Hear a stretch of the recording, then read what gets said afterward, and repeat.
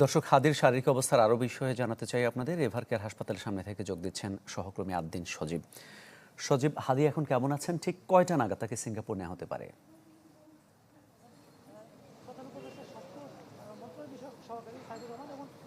আমরা যতটুকু তথ্য আমাদের কাছে রয়েছে তাতে করে 1:30টা নাগাদ সিঙ্গাপুরের একটি বিশেষ বিমান যোগে হাদিকে নেওয়া হতে পারে সিঙ্গাপুরের জেনারেল হাসপাতালে, এবং সেটা হজরত শাহজালাল আন্তর্জাতিক বিমানবন্দর থেকে টেক অফ করার কথা রয়েছে। আমরা যতটুকু জেনেছি সিভিল এভিয়েশনের তথ্য অনুযায়ী 10:30টার পরে বা 10:30 থেকে 11টা বা 11:30টার মধ্যে সর্বোচ্চ এর মধ্যে বিমানটি বাংলাদেশে হজরত শাহজালাল আন্তর্জাতিক বিমানবন্দরে এসে পৌঁছাবে এবং তারপর তাকে নেওয়া হতে পারে। সেই হিসেব অনুযায়ী বিমান এয়ার অ্যাম্বুলেন্সের তোলার জন্য বা অ্যাম্বুলেন্সে নেওয়ার জন্য এই এভার কেয়ার হসপিটাল থেকে 12টার মধ্যেই বের হয়ে যাওয়ার কথা রয়েছে আমরা যতটুকু জানি। কেননা 1:30টার দিকে যদি টেক অফ করা হয় তাকে, তাহলে 12টা থেকেই এখান থেকে নেয়া এবং ওখানকার যে সার্বিক যে প্রস্তুতিগুলো সেগুলো করতে হবে। এছাড়া আমরা জানি যে এয়ার অ্যাম্বুলেন্সে নেওয়ার জন্য তার শারীরিক কন্ডিশন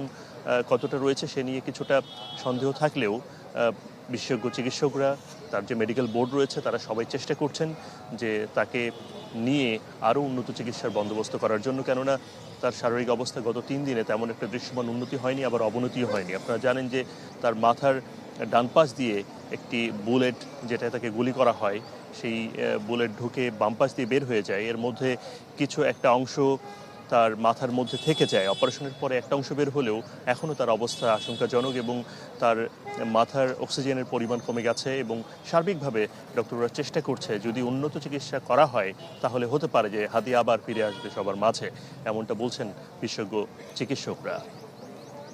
ধন্যবাদ আপনাকে।